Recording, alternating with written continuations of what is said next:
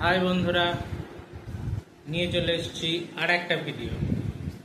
আজকে আমরা বায়োটেকনোলজির একটা টার্ম নিয়ে কথা বলব।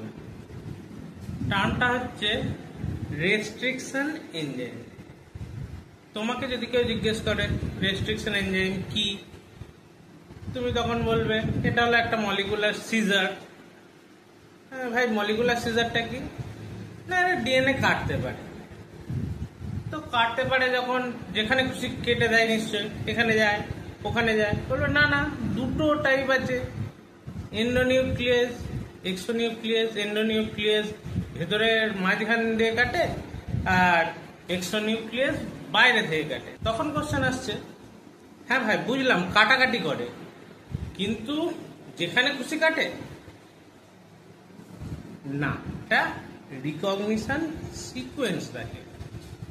সেটা একটা নিউক্লিওটাইডের বেস হতে পারে কিংবা কয়েকটা নিউক্লিওটাইডের বেস, এটা দেখলে সেই জায়গাটাকে। এবার সিজার মানে কাটাকাটি করে, তো কোনো এরকম একটা তারের মতো জিনিস বা দড়ির মতো জিনিস নয় যেটাকে কেটে দিল, তার মধ্যে বন্ড আছে। তো সেই জৈব যৌগের মধ্যে বন্ড উপস্থিত।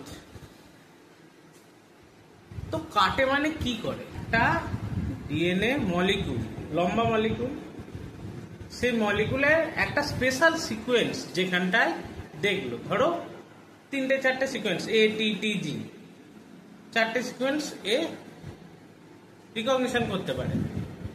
তো এ টি টি জি, আর এর উল্টো দিকে একটা সিকোয়েন্স আছে টি এ এ সি। এই একটা সিকোয়েন্সের একটা ডিএনএ লেন্থ হবে।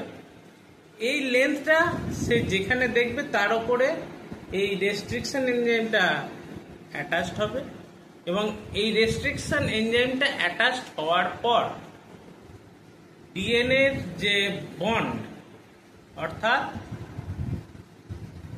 হাইড্রোজেন বন্ড এবং সুগার আর নিউক্লিওটাইডের যে বন্ডগুলো, যে সুগার ফসফেট বন্ড, সেই সব কটা বন্ড একসঙ্গে নষ্ট করবে, ফলে ডিএনএটা সেই জায়গাটা থেকে উন্মুক্ত হয়ে যাবে। ডিএনএটা সেই জায়গা থেকে দুটো ভাগ হয়ে যাবে। এই জন্য এটাকে আমরা বলছি মলিকুলার সিজার। বোঝা গেছে? আজ এ পর্যন্তই। দেখা হচ্ছে পরের কোনো ভিডিওতে। লাইক সাবস্ক্রাইব করে দিতে একটুও ভুলো না। বায়োলজি লার্নিং কর্নার চ্যানেলটাকে সাবস্ক্রাইব করো। আরও নতুন নতুন অনেক ভিডিও আসছে। দেখা হচ্ছে পরের ভিডিও।